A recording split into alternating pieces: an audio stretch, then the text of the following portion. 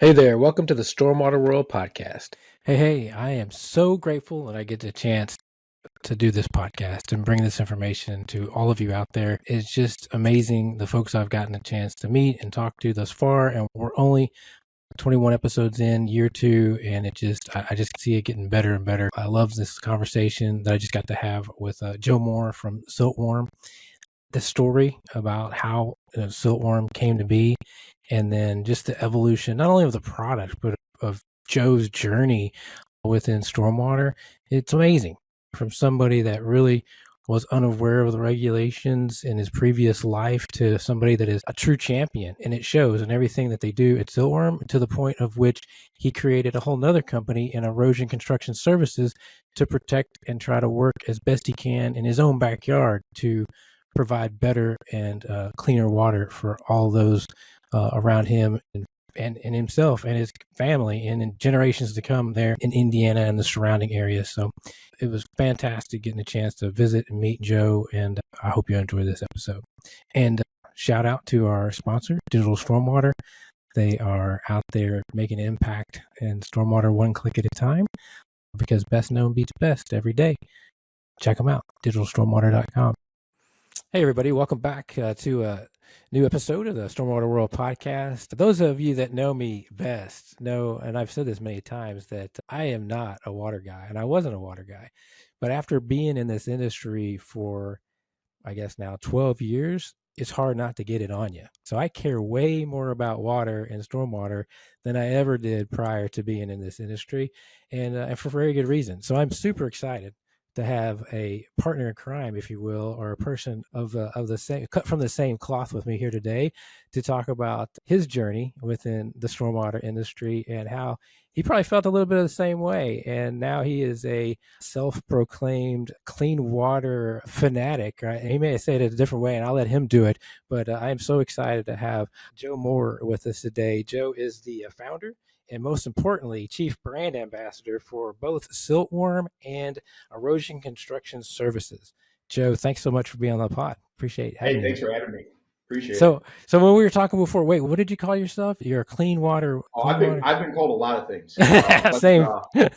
Yeah, but my daughter called me a company talker. That's what she told her friends that I did for work. That's so, right. That's right. So I'm a company talker. I have inadvertently turned into what some people would call a stormwater nerd, or I call myself a clean water freak, because I think clean water freak. That's what it was. It's way cooler to be excited about it, and I am excited about it. So it's one of those things where, yeah, I might nerd out, and I'll try not to do it during this recording, but yeah, I ended up in an industry that I'm quite passionate about, and like you, I didn't know that's how it was going to happen. So I'm super excited to talk about how that's progressed and where I'm sitting today. But that's really who I am in regard to stormwater and all things stormwater. Right. And then, hey, so before we get into the companies and what all you all are doing to make an impact in the stormwater world, tell me a little bit about yourself. I got a blurb here on your bio, but I'd rather hear from you. Tell me, what are you doing out there outside of stormwater? You want to hear how I ended up here, or you want to hear about? Tell me about you personally, like what a little bit about your background. Maybe I think we talked about some fishing a little bit before we started recording. Like, your connection to water is stronger than just your companies. Oh, sure. Yeah. I've always been an outdoorsman at heart. And that started with me probably when I was 4 or 5 years old, and my dad dragging me out to the lakeshore, Lake Michigan in March when it was 20 degrees with a north wind that made it feel like it was 10. So I think that's probably where it all started for me. I just didn't know it yet. And so I look at all that and say, why do I care about all these things? I'm an outdoorsman at heart. And when I have free time, it's spent in the woods, in the lakes, on the rivers, doing those types of things. And what's really cool about that for me is I've ended up in this industry that gets to protect this limited resource that we have. And so I guess what's neat about that is when I'm awake and I'm thinking about it, I'm often trying to impact those waterways. And I just think that goes back to just really a blessing for me in being able to be involved in all of this in the manner that I am. And that might be boring to some, but for me, it really is who I am and why I love what I do so much.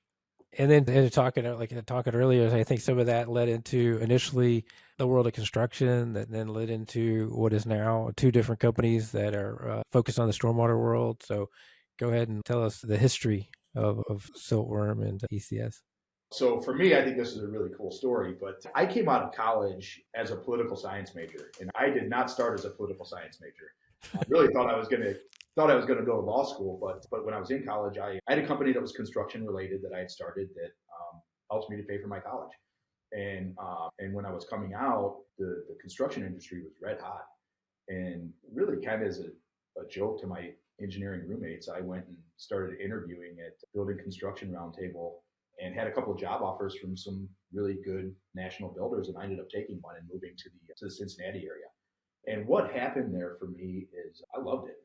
Right, I was having a blast. I was building in a high volume situation for one of the nation's largest home builders, and I was fortunate enough to be building on the Stillwater River. And for me, that river was a river that when I moved to Cincinnati, I was spending some time in it in canoes. We take a couple trips a year.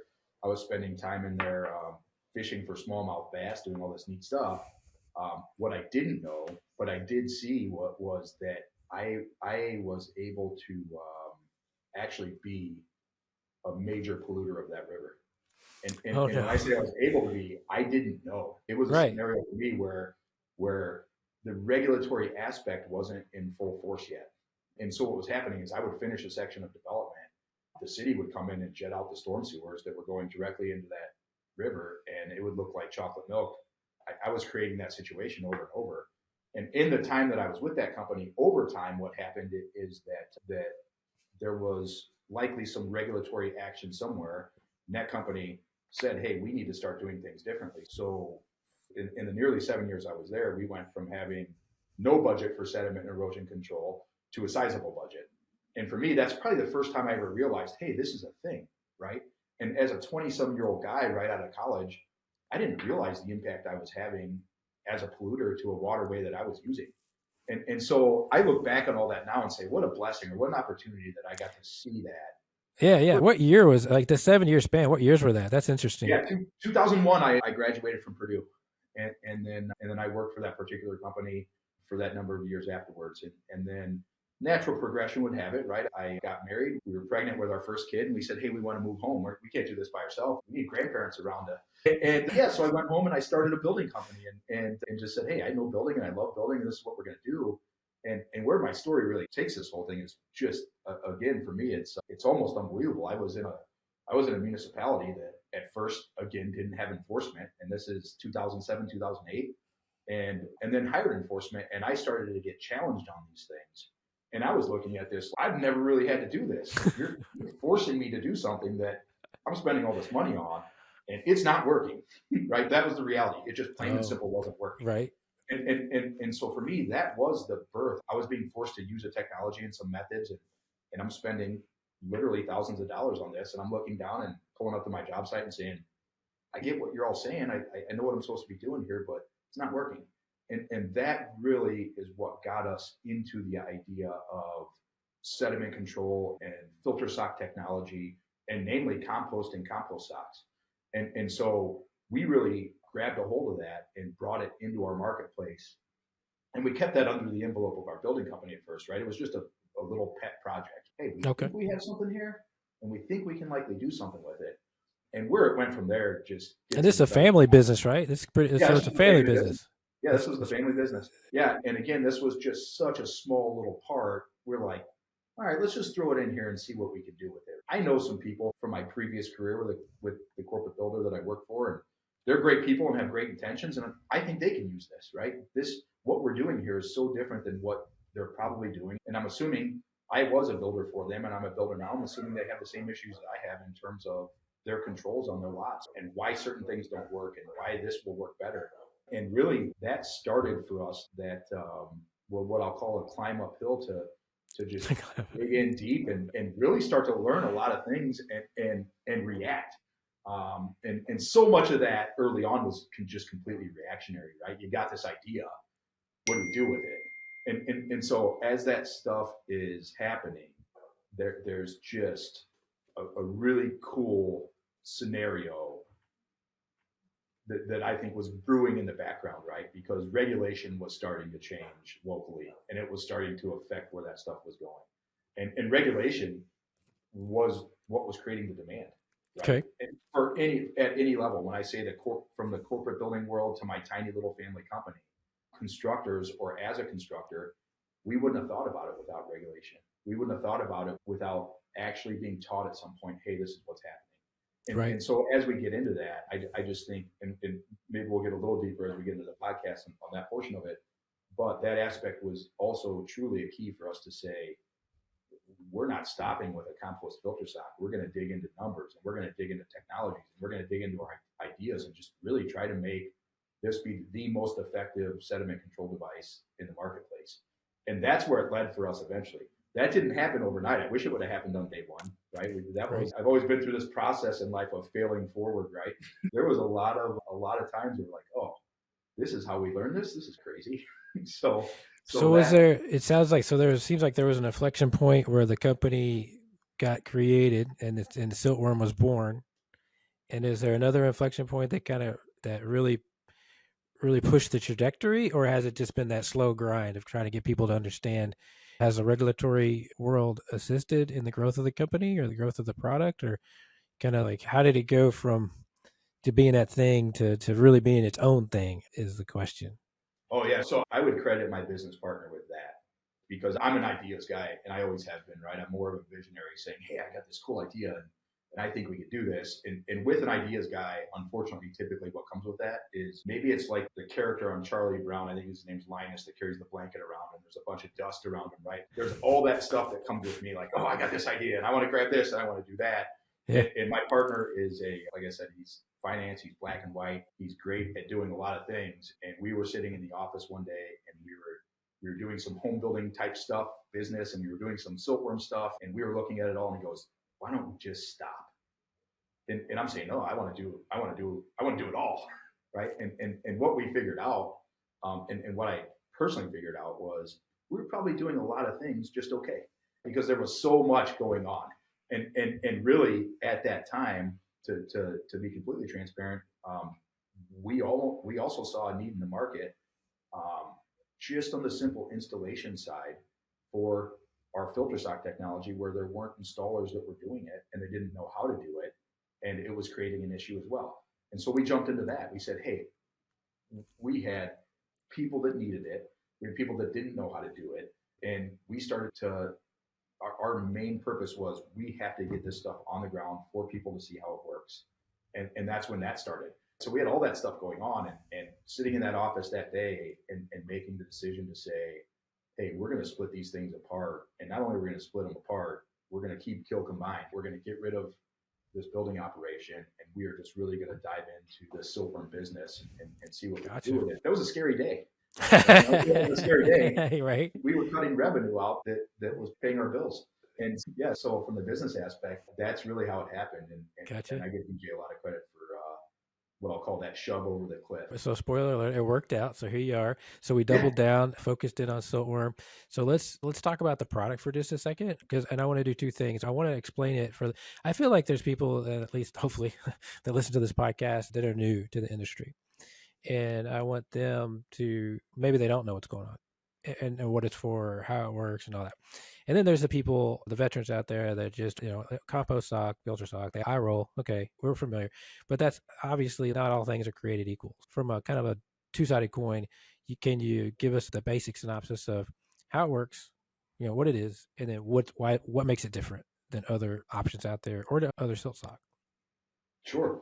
Yeah, I think the easiest way to do that, there have always been advances in technology. And we could pick any industry and we could say, hey, this is what it is. And because I'm from the construction world, I have found myself in presentations talking to people about a hammer and saying, hey, how many of you used a hammer? And everyone raises their hand. And then how many of you have hit your thumb with that hammer? We've all done it. And me getting into the industry, I was using a product that was designed for an application that works when it's in the right application. It wasn't working in the application I was using. And it was the hammer in the industry. And for me, that was silt fence. And I think that, again, if we go back to design specifications and we say, hey, these are how these things are intended to be used, constructors don't always get those details, nor does the regulatory side, right? Especially the boots on the ground in the mud, trying to make it work scenarios, right? So when you really dig into it, for us, there was a hammer in the industry, and that was silt fence, and it was being used in every application everywhere. Right. And we had engineers that were saying, hey, if we just surround this site with it, we've met the regulatory requirement, everyone leave us alone. And then we have regulatory people that were going out and they're in their car and they're looking and saying, oh, they're compliant. They did it. And as you're learning about all these things and you're saying, it's not one device, right? It's a treatment train of devices to get the desired result. And all of them, they physically act differently from a physics standpoint, from a math standpoint, from a science standpoint.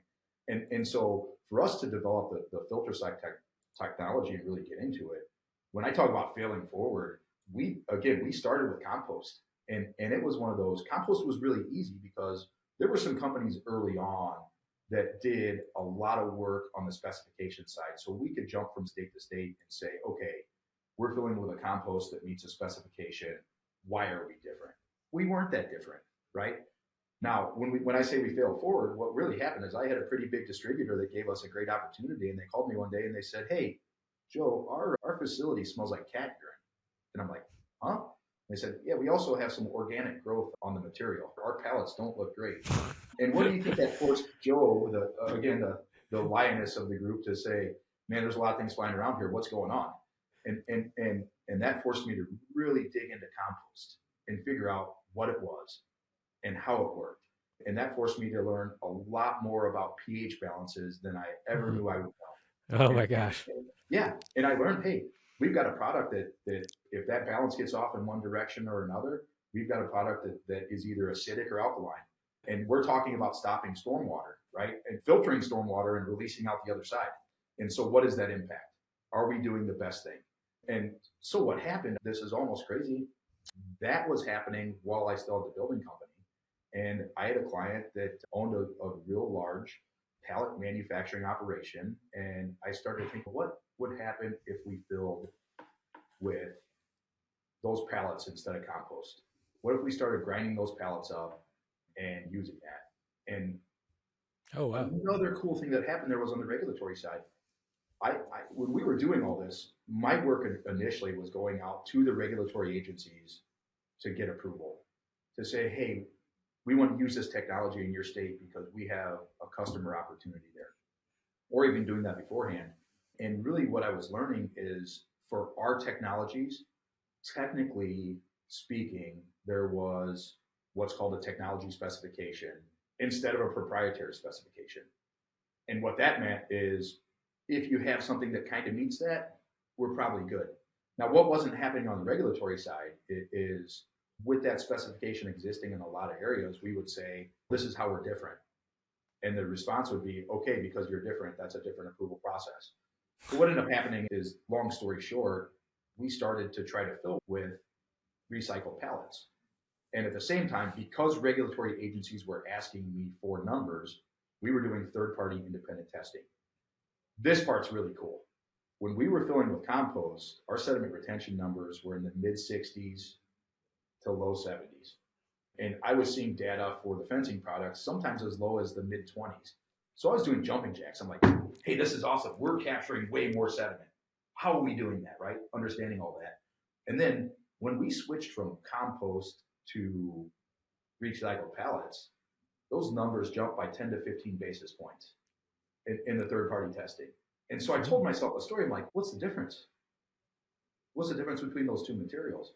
And as I really dug in, pallets were manufactured from recycled, or not recycled, but hardwoods typically that had been heat treated.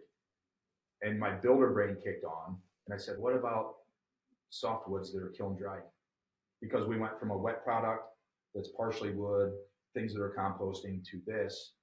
And when we went to the next medium, which was kiln dried softwoods, our number got as high as 97%. wow. And so the technology in the industry, when we look at that and we say, why are we doing what we're doing? Right? Now, some other cool things happen with us for that, right? Some things on the logistics side, again, DJ's background in logistics, we manufacture a bulky product. So for us, getting into the marketplace to be able to say, hey, we can reach a lot of places through efficiencies, right? Efficiencies in logistics, that was awesome, right?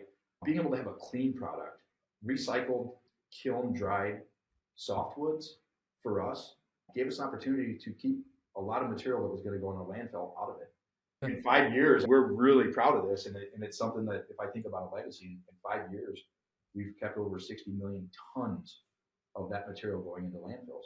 Super cool, right? And so for us, we're taking a recycled product that is made by constructors, and it's going full circle to be their pollution prevention on their job sites. Couldn't get any more green, right? And for me, again, when we started this, no clue how that's how it was all going to go. It took us failing, right? It took us failing with compost to say, I think we could do it better. And then it took us even failing with the lumber in regard to the recycled pallets, right? Being supply was an issue, right? We didn't just change because there wasn't something else that made us start looking, right? And what has me thinking about now is, can I get 100%? Right? Turn this into a third party. Right. And what I was thinking before is like, hey, I'm getting 60%. I'm like, I did not graduate college or have any class where I ever graduated with 60% as a number. And Right. to see the engineering world throw those solutions at the problem to say, hey, this is what you need to do.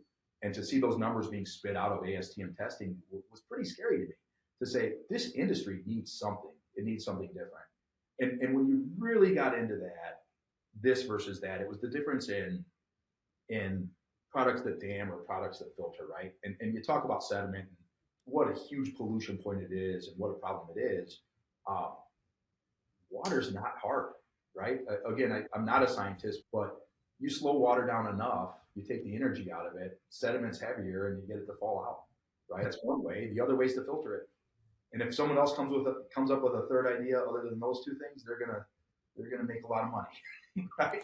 So it's just one of those where you continue to push that stuff and you push uphill, and some neat things have happened in terms of that, right? And so that's where we're at today. And what I have true faith in is the education system that's out here, right? We have these cool stormwater conferences, and we're involved in them. We get to listen to a lot of neat people doing a lot of neat new things to solve that pollution issue.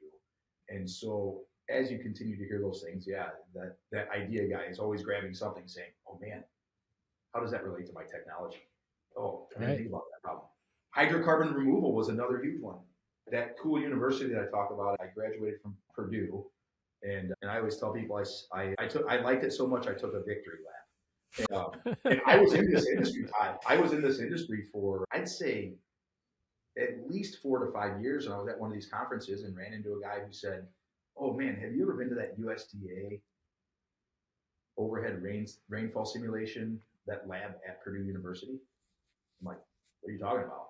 I'm like, oh yeah, they have the largest overhead rainfall simulation. We helped to design it. I'm like, is that Purdue? That's an hour south of me. He's like, oh yeah, those guys are awesome. They'll talk to you about anything. So we were getting third-party testing done, but we ended up going down there to work with them to verify it through a government agency, right? And so I'm sitting in a room with a lot of smart people in white lab coats. They're scientists and physicists, and they're doing really neat things. And we're working with them to build these boxes and do all this cool stuff for testing. And one of the guys says, these results are pretty awesome in terms of sediment retention. He goes, you ever think about hydrocarbons? My response was, what's a hydrocarbon? Right? What is that? Right. Yeah. And he says gas, oil, things that float in the water column. You're catching things that are suspended in the water column. Yeah. And you're catching that through filtration. And so we started to present data for that to say, man, this is really neat, because we were doing this thing to capture sediment, and we still have a sediment control device on the Siltworm side. Hydrocarbons are even easier to catch. They float. They float, right? yeah. The scientist in the room saying to me, hey man, check this out. I bet if we test that hydrocarbon thing, you're going to see some really cool results. And guess what? We did. They were higher than our sediment retention numbers. So that portion of it for me, when you get into it, I know that's a whole nother pollutant in our system that the world has to wrap its head around and say, hey, we have these things in our waterways. How do we fix it? I think as technologies continue to advance, as we continue to fail forward and say, oh man, that's neat. We didn't even know we were doing it. Right. So on the Siltworm side, just a cool collision of events over the years for us to say, hey, this is a good, better, best. This is why we do the things we do. And the impact is for that water that I love. Right. So it's pretty neat. No, I think my takeaway from that is just one is just how excited. Like this may be a YouTube episode for everybody. You got to see. Yeah, I think you could hear Joe's excitement, but you might want to check it out on YouTube as well, because you could definitely see he's pretty amped up about what he's talking about. And then what I'm seeing too is just the ability. I think a lot of companies, if they find something, they just sit on it and they do it and do it. And the fact that you guys are continuing to reiterate and iterate and iterate and iterate into it's not good enough, it's not good enough, it's not good enough, like that costs money to do that kind of stuff. And especially when good, bad, or indifferent, the regulatory is not always on our side, right? It's almost like we're pushing the regulatory to get a little bit more aggressive so that they can see that these products out there are effective, way more effective than, oh, we've always done it that way.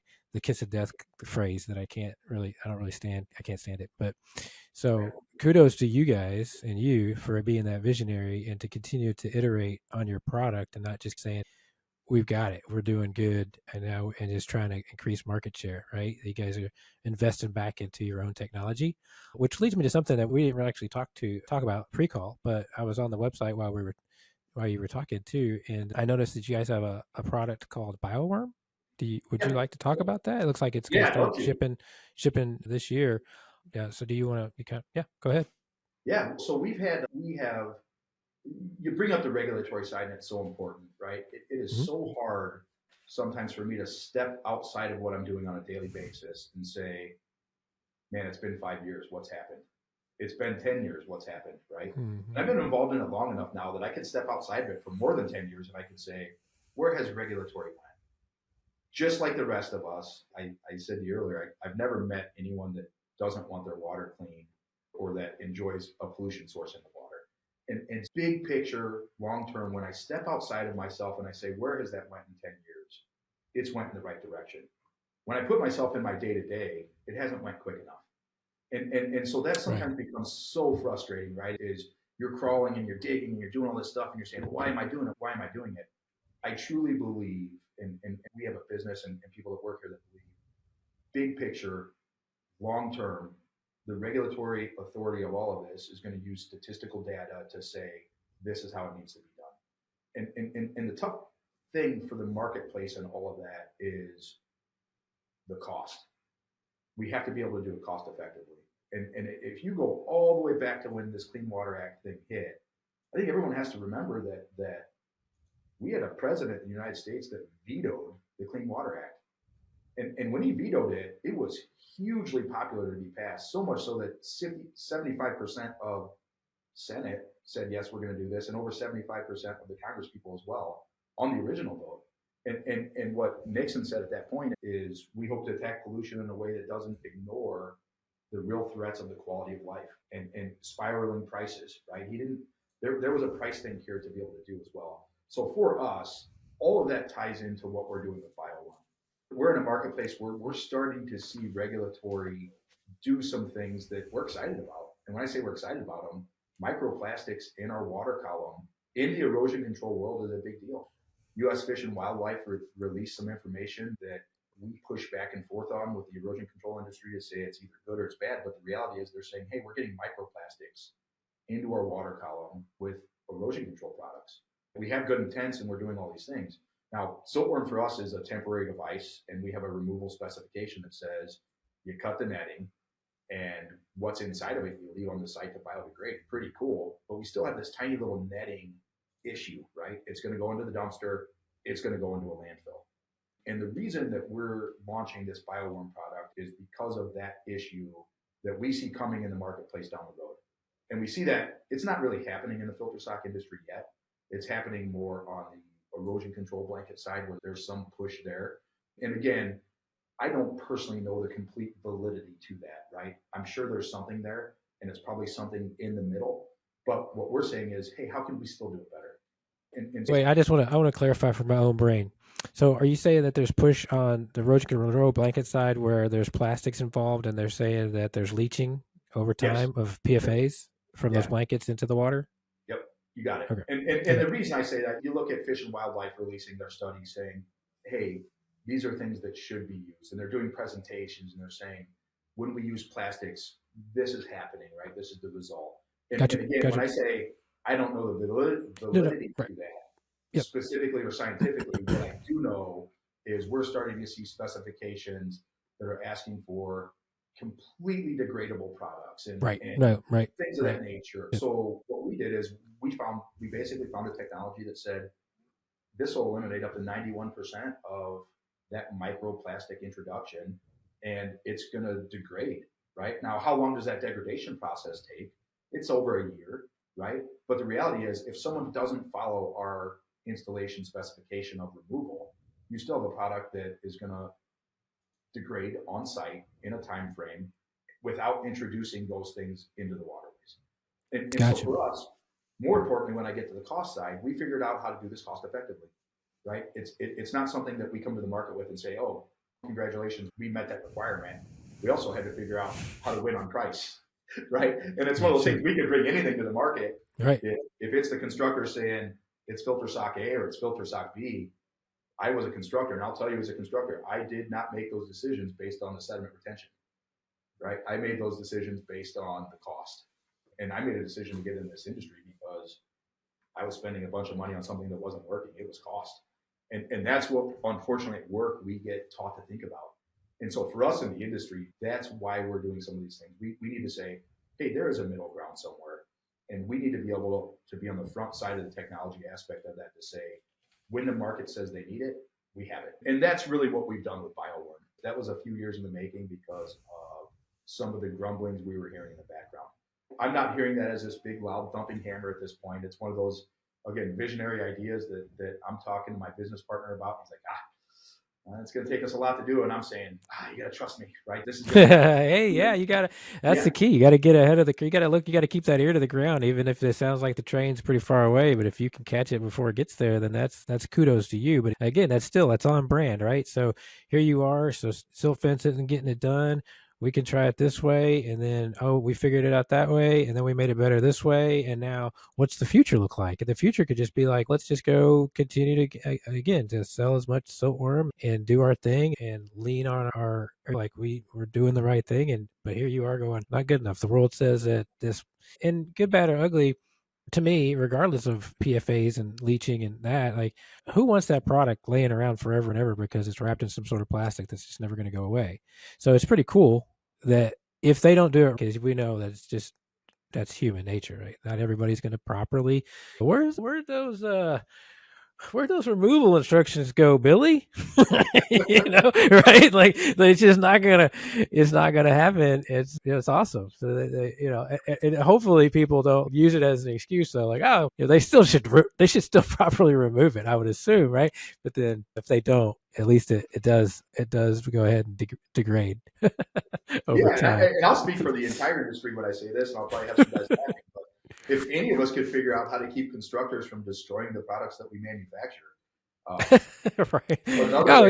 Make a whole bunch of money. So that's a real situation. Even from the regulatory aspect, when regulatory comes out and they say, oh man, what's going on here? You guys are destroying it. It's not working. I promise you the product works, right? This is how it works. I was one of them, remember? No, I get it. You're like, hey, you know what? That Siltworm will look better if you took it off the pallet and installed it over there. It'll work a lot. It's a lot more effective if you actually install it. Yeah, come on, guys. It's so hard for our industry to our overlay with construction, right? A constructor's budget is typically less than 1% of it has to do with sediment and erosion control, which means when they spend their time on the site, they don't want to spend more than 1% of their time thinking about this. In fact, they get annoyed when they have to think about it. Again, I was that guy. I'm like, why am I even talking about this today? I have a electrical inspection and I got to make sure that people aren't tripping up and down these stairs. And I don't care about this until somebody says, hey, dude, you're one of the largest polluters in our country right now with the largest pollutant source. Until you understand that, it makes you step back from it and say, oh man, maybe I should care for a different reason. And that's the stuff when you get into it to say, hey, there's a why behind all of this, right? There's a why. If I want to stay separating 60% of sediment with my product, we could sell it all day long and we could jump on specifications everywhere. Don't try to change the world. You got a marketplace, but in the same breath or out of the other side of my mouth, our passion as a business to do this in the best way possible, it is, again, goes back probably to my childhood standing on that lakefront. And that's what I think is just so fun in our technology and where our path has inadvertently led us. And there's some really cool stuff that goes along with that. No, I'm with you. I'm telling you. I got my lead AP years ago in a different life. It was the first time I even heard the word stormwater. And then for the last 12 years, I've been selling compliance software, and you can't be in this industry for that long. And like I said, not get it on you. And Yep. when I tell people all the time, like, we've got the wastewater things figured out. People flush their toilet, they don't even think about it. And I just don't know what it's going to take. I think you mentioned before just the ongoing public education. And I put stormwater right next to wastewater. And people are like, oh no, if you don't, all these things happen. I'm like, man, stormwater's nasty. It's nasty, and and it's killing the ecology. It just hurts us in so many ways if you don't do the right thing. And I don't know. I feel like I don't know. I'm totally with you on the why, right? And it shows. Obviously, it shows, like I said, because you guys aren't sitting still. You guys, do you want to take a minute and wrap? Because you went back. I don't, and I apologize. I don't know exactly what Erosion Construction Services does. Sure. So you want to Yeah. touch on that? Did you go back into the construction side of things with all this? Have you come full circle, or what's going on there? Yeah, it's a completely different side of the company for us. And this one's really interesting as well. We're in a marketplace where I live and eat and sleep and drink water and all of those things where there's a real need for professionals to be involved with anything and everything SWIP related. And when I say that, again, being on the lakeshore of one of our Great Lakes and our water source in Lake Michigan and all those tributaries, we're in a place that this will probably bring it home the best. We get a heavy rainfall in July, and there's a public notice that says, "Don't go swim. Don't go swim at the dunes." And most people don't know why, right? And you talk about the Clean Water Act and combined sewers and the elimination of that. And we have some really old cities up here, and the city of Chicago and Gary, Indiana, industrial places where those combined sewers still exist. And really what's happening is those wastewater treatment plants are overflowing into Lake Michigan, and we can't swim in it. And so you think about all that and you say, how far have we come? Clean Water Act put it there for us. There's a lot of work to be done.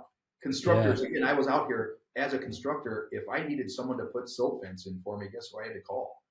A landscaping company or an excavator. And guess what they were saying?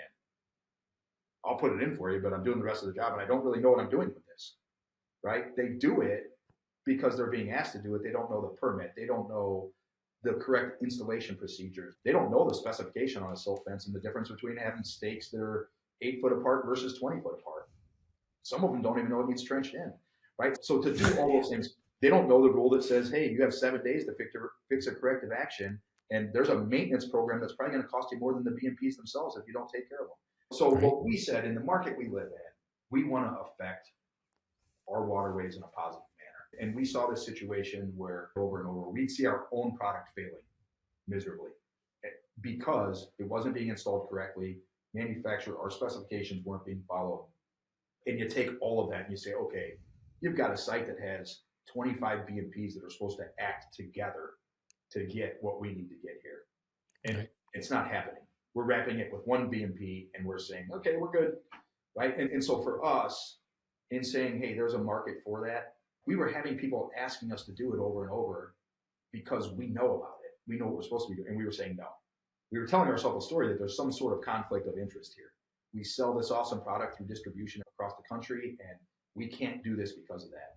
The other side of that story is it's my water, right? It's your backyard.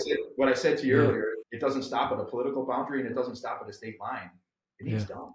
And so when we looked at all that in the market, we said, in our market, we know enough about this and all these things. We think we're better positioned to do it than anybody, and we're going to do it. And we're going to talk about it, and we're going to make sure that people know that we know what we're doing and we can help them. And so that's what we've done with that business. And it's a complete SWIP implementation business that says, I get you. Yeah, anything from concrete washouts to silt fence installation to vegetation practices, getting into, again, and we could spend hours talking about just vegetation. and temporary controls and permanent controls. Yeah, so those are all the things. That was something that spawned from really us being in the industry and saying, hey, there's a need and there's a good reason to do it, right? I got you. Really that makes sense. Yeah, where that came from. That makes sense. You just got to put in it. So Siltworm is nationally offered product, and then Erosion Construction Services is a regionally based company around Maryville, Indiana. Is that Correct. And really, geographically, we cover the entire state of Indiana with Okay. with those services. In the last year, we've moved into that Indianapolis market and then all of Chicagoland. Great. We're starting to really touch the states that touch Indiana in terms of, hey, if there's a need for those services, we're touching those areas because we're able to do so efficiently. You got something we've talked about, your journey and a little bit of history about siltworm, and now into the evolution of bioworm, and then your mission within your backyard. But just for that I don't know if it's the stormwater professional that maybe listen to this, that not necessarily struggling with their sediment barriers or the erosion control, but just in general, from whether it's regulatory standpoint or public education standpoint, any takeaways or any things you would like to just share with the folks before we start to wrap up a little bit here, that near and dear to your heart? Or if there's one thing, if we chop this podcast down and there's one thing you had to say to these folks, what should they go do to make a difference? We've been there, no pun intended. You're at work and you get in the mud, right? That wasn't a great day. And it's, why am I doing this? And really, I just, what's kept me so excited about it is finding the why behind it all. And when I said that earlier, it's probably very evident to you after we have this conversation, the why behind it for me. My why behind it probably is not everybody else's why behind it, right? And so when I look at that and say, hey, I have this one really cool opportunity in life to impact the world, I truly believe that. And so for me, when I think about my why behind what we're doing, it's a driver. And it's a driver on a daily basis. And I sometimes, again, just like I talked about earlier, having to step outside of things and look at it for 5 years or 10 years, to be able to say, hey, this is really why we're doing this. That's the part for me that I just think it keeps me going every day. And so I would say, if you're in this industry and you get into the mud, man, that was hard today. I didn't like this regulatory thing that happened. I didn't like the wetland legislation that just passed in Indiana. That's probably not a secret to anyone, right? Right. Yeah, we discussed that on LinkedIn. Yeah, no, tell everybody.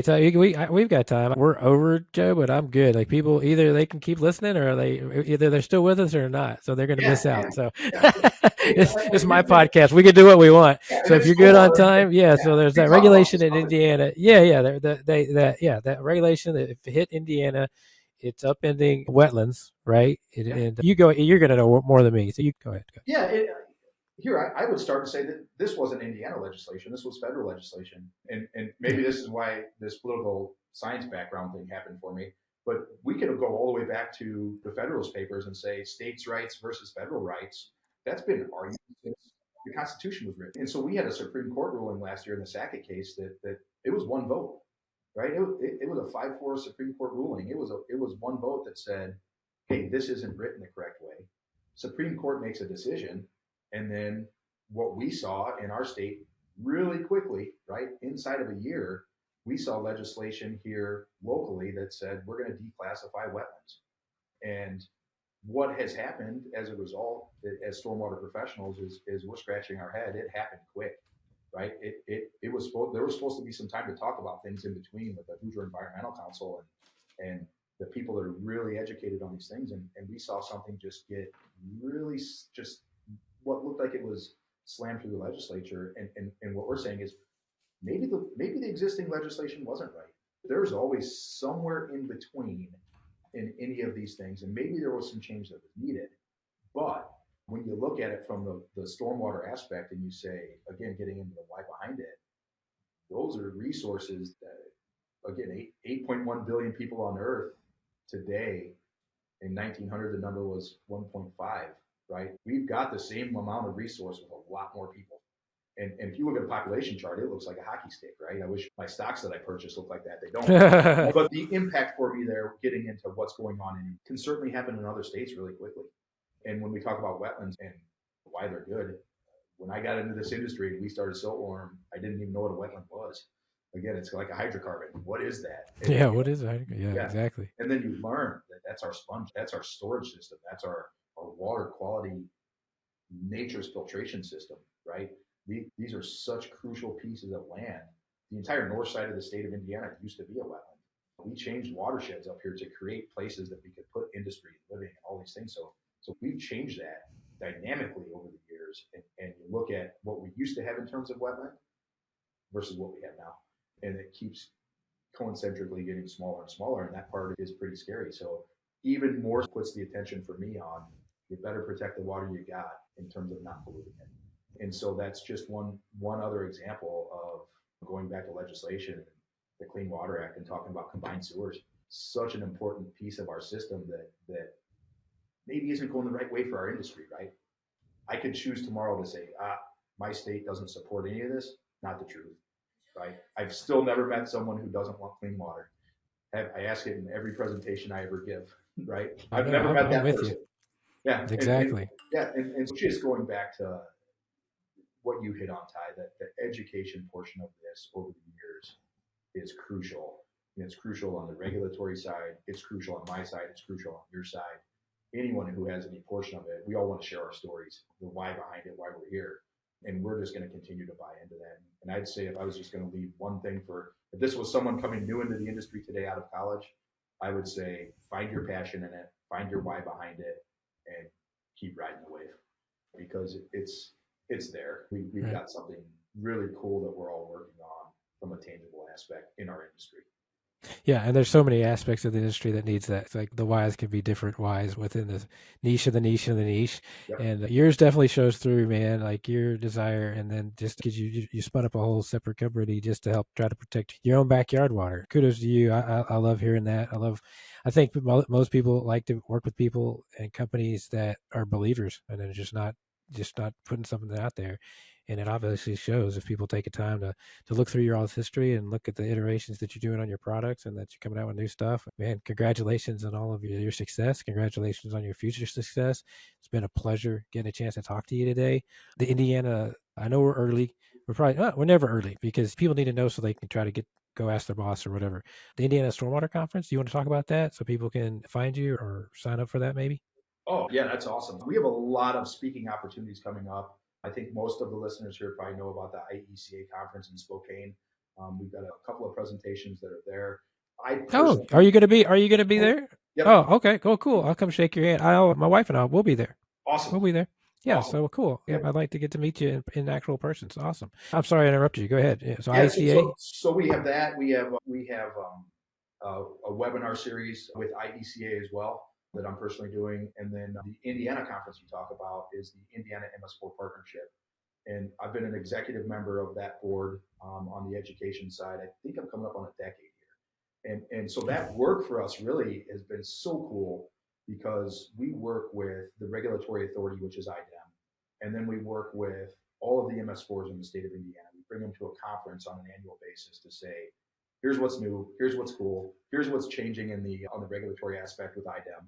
IDEM is there helping. So it's really just a collection of all the professionals in the stormwater industry in the state of Indiana. Ohio is another one that we're doing, the Ohio conference. Okay, but those two are close to each other, I believe, right? Like the Indiana, like the next week is the Indiana one. Am I correct? Yeah, they're typically a week or two apart. Okay, yeah, they're typically a week or two apart. We will link all those conferences in the show notes for everybody. Yeah, so that way you can go check them out if you can make it to any of them. And are you personally going to be at all those? Is that what you're saying? I'm personally presenting at each and every one of those. All right, cool. And just purely on the education aspect. And a lot of those presentations are specific to the Clean Water Act and construction and permitting. Some of them are on the Siltworm technology side. So it's different content at different conferences. But yeah, we're speaking and typically have a booth in there. Chatting Gotcha. about what we love. Gotcha. Yeah. So everybody, you can find Joe on LinkedIn. He is against his will. He has jumped into the networking side of things, and we'll engage on LinkedIn with you if you get him to do. And you can go see him at any of these conferences. Man, I just want to say how grateful I am for having you come on. It is such a joy for me and a pleasure to get to talk to folks like yourself that care. And that not only care, but have put their money where their mouth is and created products and companies to drive how they feel about something that's so important is the quality of our water. Because at the end of the day, it affects like you said, if it does affect your drinking water, people, it does make a difference. It all makes a difference. Stormwater is gross. Stormwater should be treated just like wastewater, as far as I'm concerned. We need to fix the water for everybody. But man, I sure do appreciate you having on the pod and having you spend the time with us. Thank you so much. Ty, man, I got to tell you too. I love the work you're doing. For you to be able to grab people and then put this out there, I just think it's so important, and it's visionary, right?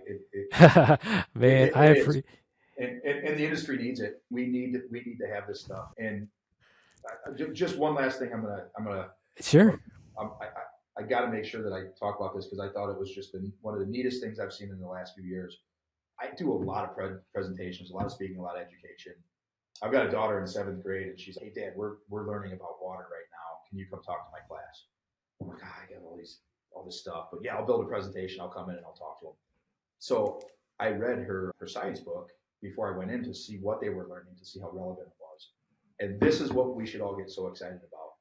In her book, what she was learning about was the differences between point source and non-point source pollution. No way. I said, hallelujah. This is Holy working. crap. This education thing is working. It's in our schools. What? Wow. True story. And so excited. I went into these classrooms. You got her into some sort of special stormwater school, Joe? So I've always said I just talk about this stuff too much, and too much work hits the dinner table, right? But the reality is, right. Wow. When I talk about getting outside of what we're doing, seeing that for me said, hey, those hours I put in to do that, they're all, you really think about where it's all going. Sometimes we get stuck in stormwater, right? And it's just, this thing happened. Ugh, it's pretty cool to know that stage wasn't set, right? That was, hey, this is, when we continue to educate, that story gets out there, and it's not like we're making stories up, right? There's some real science data and math to be able to use to do that. So the fact that you're doing what you're doing with this podcast and taking the people in the industry that know, I think is just gold. I can't thank you enough for doing what you're doing in the manner. I appreciate it. I feel pretty fortunate. This is episode 21. So we're continuing forward. This is year 2, episode 21. We just crossed over 2,100 downloads, which I know is nothing. It's nothing, but when it's a niche like stormwater, it's everything. So people are listening, and they're downloading other stuff week to week when we launch a new episode. So I really appreciate it. I really do. I really appreciate it. And if you're still with us and you want to come talk, we definitely make a room for everybody. I try to keep it as casual as possible and try to bring some value, but you can tell in talking to Joe, man, there's just so much more you could talk about. So go find him on LinkedIn, go shake his hand at a conference, tell him you saw him, heard him on the pod, and get your questions answered, or continue the conversation. That's all that I want. Just keep talking. Everybody keep talking. Continue the conversation. Keep making a difference. Joe, again, I appreciate your time, brother. Thanks, Ty. Thank you for listening. We can't do this without you. So if you would like to be on the podcast, please find the link in the show notes on the website, stormwaterworld.com. Sign up to be a future guest. If you know somebody you think would be great on the pod that has some information to share, a product to unveil, or just any kind of insights into what's going on in regulations or happening in their particular city or state, we would love to have them on the podcast, talk about it, and get that information out to as many people as we can. So again, thank you so much. We can't do it without you. We appreciate you, and we'll see you on the next episode.